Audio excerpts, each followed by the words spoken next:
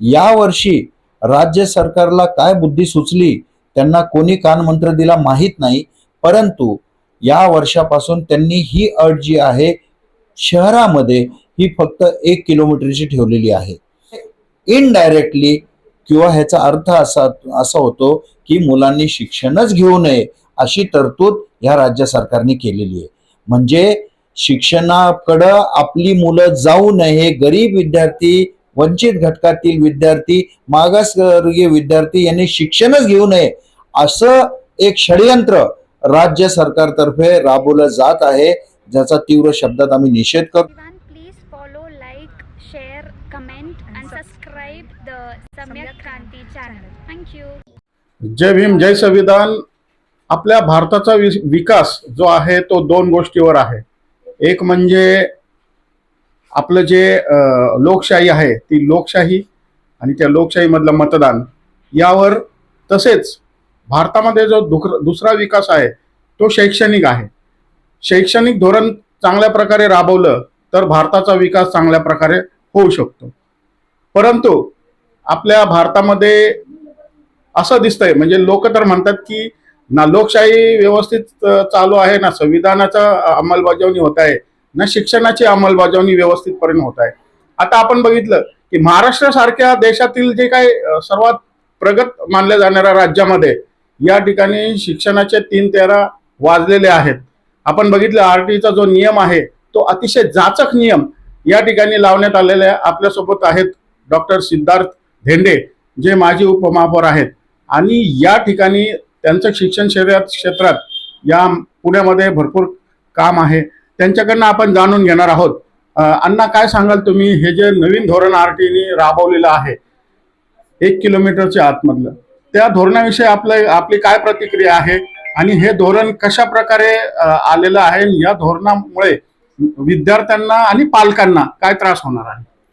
मुळातच डॉक्टर बाबासाहेब आंबेडकरांनी संविधानाच्या माध्यमातून शिक्षणाचा अधिकार हा मूलभूत अधिकार असावा असं सांगितलेलं होतं। केंद्र सरकारने गेल्या काही वर्षांपूर्वी 2006 नंतर हा कायदा पारित केला आणि शिक्षण हे मूलभूत अधिकाराच्या कक्षेमध्ये आणलं। ते आणल्यानंतर राज्य सरकारने देखील त्याची अंमलबजावणी केली। अंमलबजावणी केल्यानंतर शिक्षण हक्क कायद्यामध्ये आपण ज्या ठिकाणी राहतो त्या भागातील 3 किलोमीटरच्या परिसरामध्ये ज्या शाळा आहेत त्याच्यामध्ये अल्पसंख्याकाच्या शाळा सोडून इतर सर्व शाळांमध्ये मुलांना प्रवेश दिला जाईल असं परिपत्रक किंवा असं कायदा सांगतो।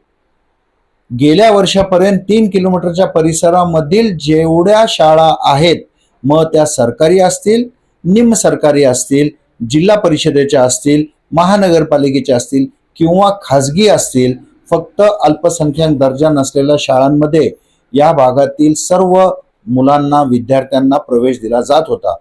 या वर्षी राज्य सरकारला काय बुद्धी सुचली, त्यांना कोणी कानमंत्र दिला माहीत नाही, परंतु या वर्षापासून त्यांनी ही अट जी आहे शहरामध्ये ही फक्त 1 किलोमीटरची ठेवलेली आहे। मी ज्या भागामध्ये प्रतिनिधित्व गेले 20 वर्ष करत आहे, आता माझी पत्नी नंदिनी धेंडे या भागाचं प्रतिनिधित्व पुणे महानगरपालिकेमध्ये नगरसेविका म्हणून नवनिर्वाचित झालेले आहेत। या भागामधील 1 किलोमीटरच्या परिसरामध्ये एकही खाजगी शाळा ही आलेली नाहीये, हे दुर्दैव आहे। या ठिकाणी महानगरपालिकेची 1 शाळा, जिल्हा परिषदेची 1 शाळा, ह्या 2 शाळा दर्शवल्या गेलेल्या आहेत आणि या ठिकाणी विद्यार्थ्यांची संख्या जवळजवळ 300च्या जवळपास आहे आणि शाळेच्या प्रवेशाची संख्या ही फक्त 100 आहे। आता मला सांगा, उरलेले 200 विद्यार्थी आहेत हे 1 किलोमीटरच्या बाहेरच प्रवेश घेणार।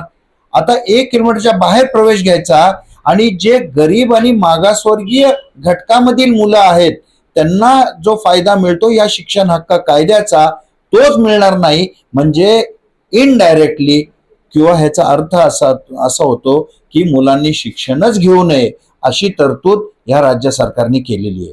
म्हणजे शिक्षणाकडं आपली मुलं जाऊ नये, गरीब विद्यार्थी, वंचित घटकातील विद्यार्थी, मागासवर्गीय विद्यार्थी यांनी शिक्षणच घेऊ नये असं एक षडयंत्र राज्य सरकारतर्फे राबवलं जात आहे, ज्याचा तीव्र शब्दात आम्ही निषेध करतो आणि आम्ही राज्य सरकारच्या शिक्षण मंत्र्यांना या ठिकाणी सांगू इच्छितो की आपण तात्काळ हा निर्णय बदलावा आणि पूर्वीची जी अट होती 3 किलोमीटरची ती तशी ठेवावी, जेणेकरून गरीब व मागासवर्गीय विद्यार्थ्यांना तिथे प्रवेश मिळू शकतो. कारण खाजगी शाळेमध्ये जर प्रवेश घ्यायचा झाला तिथली फी ही कोणत्याही गरीब विद्यार्थ्यांना परवडत नाही. त्यामुळं तो शिक्षण न घेता तो जर बाहेर राहिला, हा देश हा विकसनशील देश, जो विकास करणारा देश म्हणून भवितव्यामध्ये महासत्ता बनायचं स्वप्न पाहतोय, ते कधीही शक्य होणार नाही आणि हा देश गरीबाचा गरीबच राहील, असं या प्रसंगी मी सांगू इच्छितो. आपण बघितलं की अण्णा की आता सरकारने निर्णय घेतलेला आहे की 2000 शाळा पण बंद करणार आहेत असं त्यांचं म्हणणं आहे. तर यावर आपली काय प्रतिक्रिया? 2000 शाळा बंद होणे म्हणजे लाखो विद्यार्थ्यांवर त्याचा परिणाम होईल आणि शिक्षणापासून अनेक लोक वंचित राहतील, खेडेगावातले असतील किंवा शहरातले असतील गरीब विद्यार्थी. मुळातच राज्य सरकार असेल किंवा केंद्र सरकार असेल, कोणताही अर्थसंकल्प करत असताना GDPच्या कमीत कमी 6% वर खर्च हा शिक्षण आणि आरोग्यावर व्हायला पाहिजे. परंतु ना केंद्र सरकार ना राज्य सरकार हे शिक्षण आणि आरोग्यावर एवढं बजेट देतं. त्यामुळं त्यांना बजेट नाहीये हे कारण देऊन शाळा बंद करण्याचा एक मोठा षडयंत्राचा भाग या ठिकाणी आहे. यामध्ये शिकणारे सरकारी शाळा बंद करण्याचे निर्णय घेणारे सरकार हे शिक्षण विरोधी सरकार आहे, असं माझं या ठिकाणी मत आहे. आणि मी या ठिकाणी राज्य सरकारला, मान्य मुख्यमंत्री असतील, मान्य उपमुख्यमंत्री असतील, मान्य शिक्षण मंत्री असतील, ह्यांना माझं सांगणं आहे, गोरगरीब जनतेला मुख्य प्रवाहापासून लांब करू नका. हे इनडायरेक्टली पूर्वीची जी मनुवादी संस्कृती होती, वर्णव्यवस्थेची संस्कृती होती, ज्या वर्णव्यवस्थेमध्ये मागासवर्गीय घटकांना शिक्षणाचा अधिकार नव्हता, शूद्रांना शिक्षणाचा अधिकार नव्हता, तीच प्रवृत्ती आत्ताच्या भांडवलशाही राज्यामध्ये गोरगरिबांच्या नावाखाली मागासवर्गीय आणि गोरगरिबांना शिक्षणापासून वंचित ठेवण्याचं हे षडयंत्र आहे. आणि यापासून सर्व नागरिकांनी देखील बोध घ्यायला पाहिजे आणि नागरिकांनी देखील उठाव करून या ठिकाणी राज्य सरकारला हे दबाव आणायला पाहिजे की आमचं शिक्षण बंद करू नका.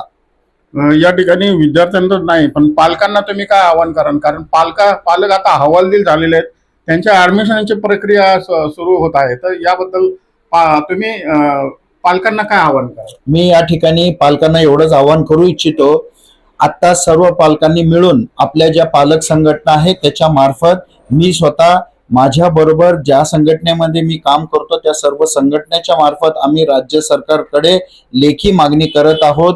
शिक्षण आयुक्तांकडे आम्ही धरणे आंदोलन करणार आहोत आणि शिक्षण आयुक्तांना आम्ही सांगणार आहोत की तात्काळ हा निर्णय राज्य सरकारला बदलायला हवा आणि जे शिक्षणाचे मंत्री आहेत त्यांना देखील आम्ही निवेदन देऊन घेराव घालून त्यांनाही आम्ही सांगणार आहोत, वस्तुस्थिती सांगणार आहोत आणि त्यांना ऑन रेकॉर्ड दाखवणार आहोत की आमच्या प्रभागामध्ये 1 किलोमीटरमध्ये एकही शाळा येत नाही, या विद्यार्थ्यांचं काय करणार? जे विद्यार्थी शिक्षणापासून किंवा प्रवेशापासून वंचित राहणार आहे त्यांना घेऊन आम्ही शिक्षण मंत्र्यांच्या दारासमोर आम्ही उपोषणाला बसणार आहोत, हे या प्रसंगी आम्ही सांगू इच्छितो. तर या ठिकाणी असं पण आहे की काही जे पैसेवाले लोक आहेत ज्यांच्याकडे आम्हा पैसा आहे त्यांनी त्या शाळेजवळच्या ठिकाणी आधार कार्ड किंवा जे काय आयडेंटिटी आहे ती तयार करून ठेवलेली आहे आणि त्या ठिकाणी भाड्याने किंवा असं ऍडमिशनसाठी प्रोसेससाठी घर घेऊन ठेवलेलं आहे. तर हे एक मोठा प्रश्न निर्माण झालेला आहे, हे एक मोठं स्कॅन्डल आहे. तर यावर काय करता येईल? यावरती राज्य सरकारने आधार कार्ड दुरुस्ती जी झालेली आहे त्याचं मूळ घर कुठं आहे, त्या संबंधित व्यक्तीची प्रॉपर्टी कुठं आहे, भाडेकरूपेक्षा प्रॉपर्टी कुठं आहे, त्याची प्रॉपर्टी जर कुठे असतील तर त्यांनी भाडेकरू म्हणून इथं जर राहत असेल त्याचं ऍडमिशन करता फक्त त्यांनी जर घेतलं असेल तर त्याचं आधार कार्ड रद्द करावं अशी मागणी आम्ही राज्य सरकारकडे करत आहोत. तर अशा प्रकारे या ठिकाणी जे काय शिक्षणाचं प्रॉब्लेम आहे हा प्रॉब्लेम लवकर सॉल्व्ह करावा असं या ठिकाणी धेंडे सरांनी सांगितलेलं आहे. मी निलेश चव्हाण पुण्यावरून सम्यक क्रांतीसाठी धन्यवाद.